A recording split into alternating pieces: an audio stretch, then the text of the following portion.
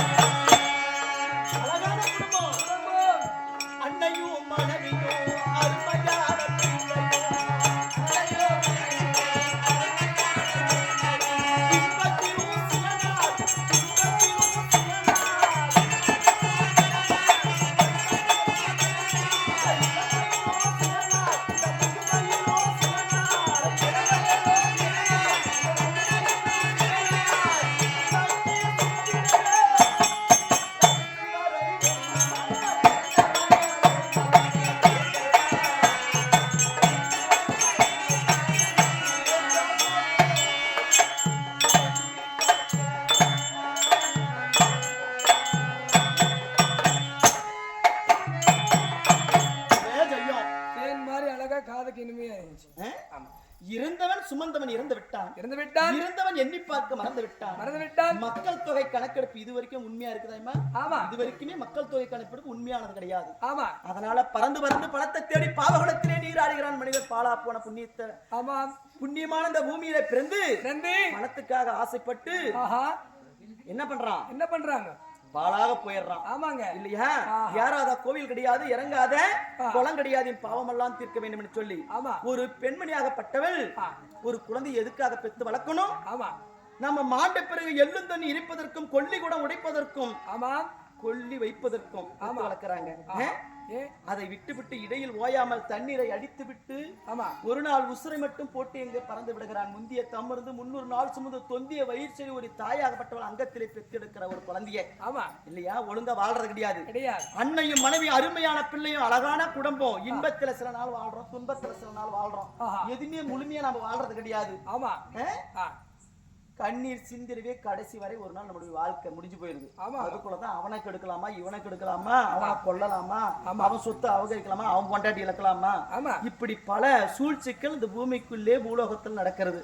இருந்தாலும் சேகர் வாத்தியார் பல மேடைகளில் பேரும் புகழும் நடித்து பேரும் புகழும் பெற்று மாண்டு மடிந்து மண்ணில் சாய்ந்து விட்டார்கள். இந்த இது என்ன ஊருன்னா இந்த பீமாண்ட பள்ளியிலே அவர் பிறந்து வளர்ந்தவராம். இங்கே பிறந்தாராம், இங்கே வளர்ந்தாராம். அவ்வளவு அளவு கடந்த பாசமா அந்த ஊர்ல. சேகர் வாத்தியார்னா ஒரு அளவு கடந்த பாசமா. அப்பேற்பட்டவன் எல்லா ஊருக்கும் பேரும் புகழும் பெற்று நடித்து மாண்டு விட்டாரே.